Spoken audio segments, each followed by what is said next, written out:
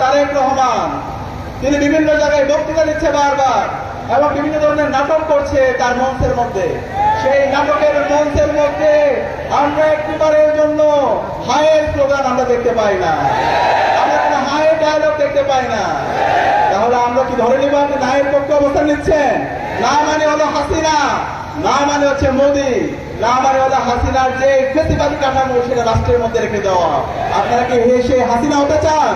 তাহলে বলে দিন, তাহলে আমরা হাসিনাকে যেভাবে ডিল করেছি, হাসিনাকে যেভাবে লাথি দিয়ে ভারতে পাঠিয়ে দিছি, ঠিক সেভাবে আমরা আপনার সাথে ডিল করবো। আমরা যারা এখানে উপস্থিত হয়েছে প্রত্যেককে এক একজন অ্যাম্বাসাডর হতে হবে। এই সিলেটের প্রতিটি পাড়ায় মহল্লায় গণভোটে হাকে বিজয় করার জন্য আমাদেরকে ক্যাম্পেইন করতে হবে। আমরা কি পারবো ইনশাআল্লাহ?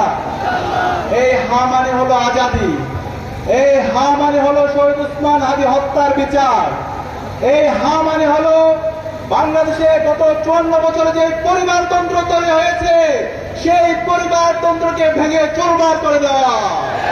এই হা মানে হলো জনগণের যে প্রকৃত ক্ষমতা সেই ক্ষমতা জনগণের হাতে তুলে দেওয়া।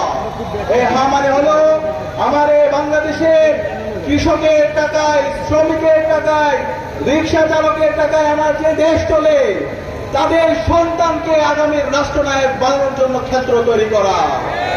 এই হা মানে হলো বাংলাদেশের বিগত ফেসিবাদী আমলে যে গুম খুন আইনাগর তৈরি হয়েছে এই খুনি হাসিনা এবং তার দূষকদেরকে বিচারের আওতায় নিয়ে আসা এবং যে ফেসিবাদী কাঠামো আছে সেই ফেসিবাদী কাঠামোকে ভেঙে নতুন রাজনৈতিক সংস্কৃতি বিনির্মাণ করা। এই গণভোটে হায়ের পক্ষে ইতিমধ্যে বাংলাদেশের সকল ছাত্ররা অবস্থান নিয়ে নিয়েছে, সকল নাগরিকরা অবস্থান নিয়ে নিয়েছে।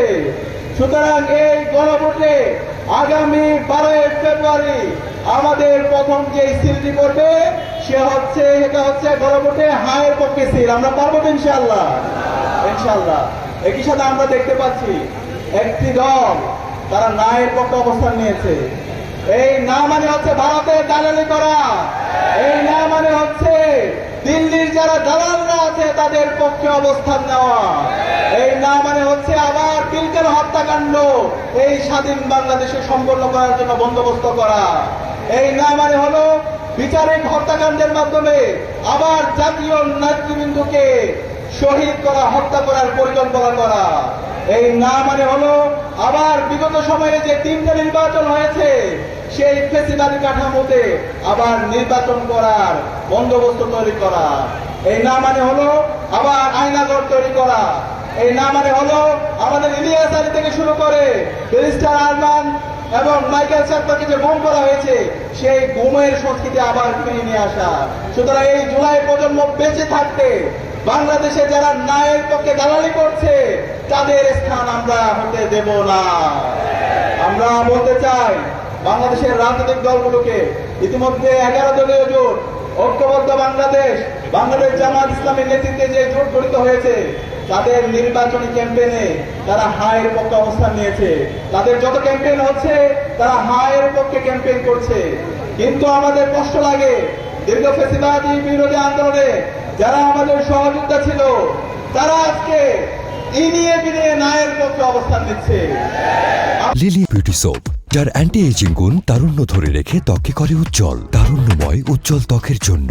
রিমার্ক। আমাদের সম্মানিত তারেক রহমান, তিনি বিভিন্ন জায়গায় বক্তৃতা দিচ্ছে বারবার এবং বিভিন্ন ধরনের নাটক করছে তার মঞ্চের মধ্যে।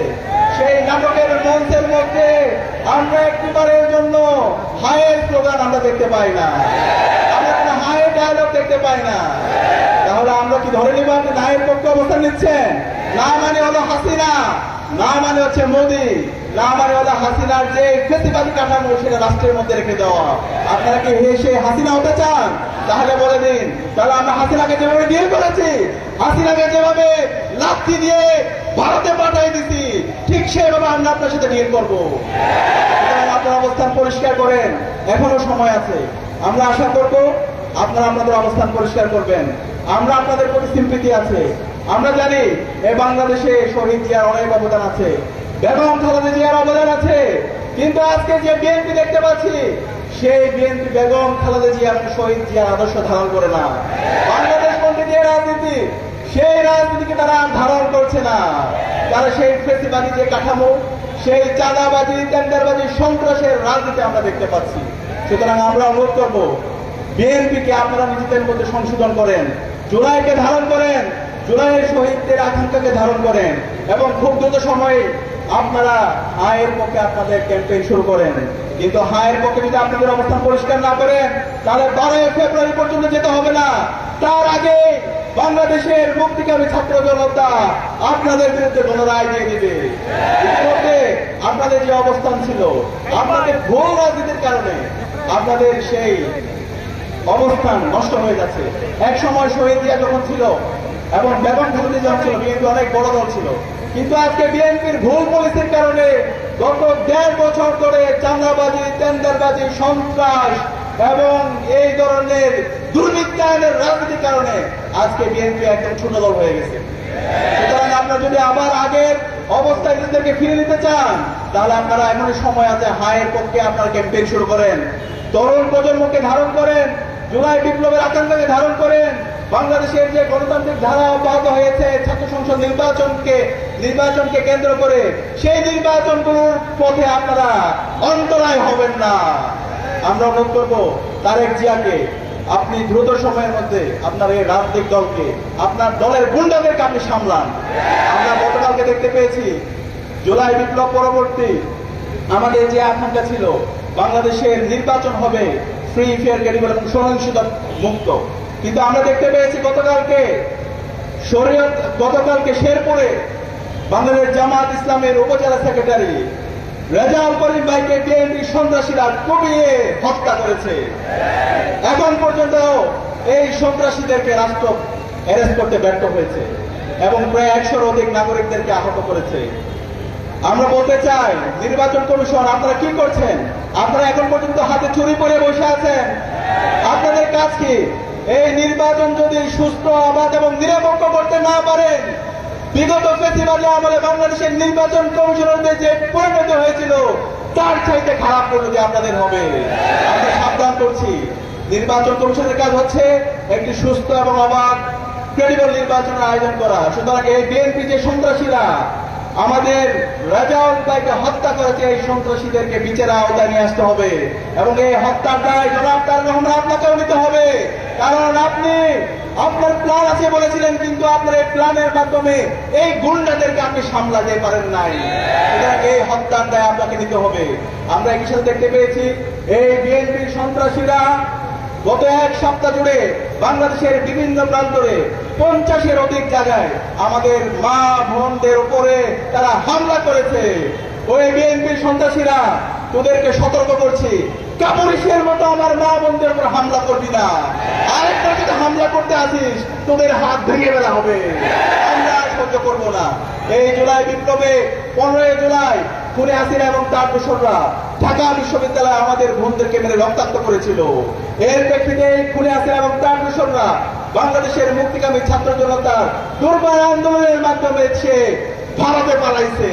তোরা যদি আবার আমার মা বোনদের উপর হামলা করো, তোরা লন্ডনেও পালাতে সময় পাবি না।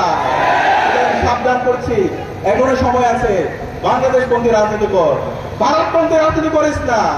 এই সাথে আমি অনুরোধ করবো নির্বাচন কমিশনকে, এই পরিবারতন্ত্রকে টিকিয়ে রাখার জন্য তোমরা যদি একটা দলকে অধিক ফেসিলিটি দান করো, তাদের পক্ষে অবস্থান করো, তাহলে তোমাদের এইখানে থাকার দরকার নেই। আমরা সব কিছু অবজার্ভ করছি। আমরা অনুরোধ করবো নির্বাচন কমিশন যে একটি স্বাধীন প্রতিষ্ঠান, নির্বাচন কমিশনের যে কাজ একটি সুস্থ নির্বাচন বাস্তবায়ন করার জন্য, সেই কাজ যেন সঠিকভাবে করে। একই সাথে আমরা দেখতে পেয়েছি গতকালকে এই বিএনপি সন্ত্রাসীরা বাংলাদেশের স্বাধীনতার সার্বভৌমত্বের অন্যতম আমাদের গান্ধারী বাংলাদেশ সেনাবাহিনীর উপর হামলা করেছে।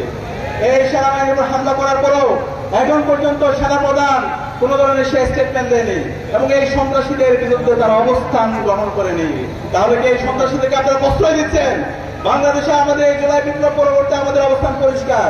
সন্ত্রাসী নারীদের উপর ফ্ল্যাশমেন্ট যারা করবে, হ্যারাসমেন্ট করবে, তাদেরকে কোনো ধরনের জায়গা দেওয়া যাবে না। তাদের বিরুদ্ধে আমাদের 0 টলারেন্স আমরা ঘোষণা করছি। লিলি বিউটি সোপ, যার অ্যান্টি এজিং গুণ তারুণ্য ধরে রেখে ত্বকে করে উজ্জ্বল, তারুণ্যময় উজ্জ্বল ত্বকের জন্য। রিমার্ক,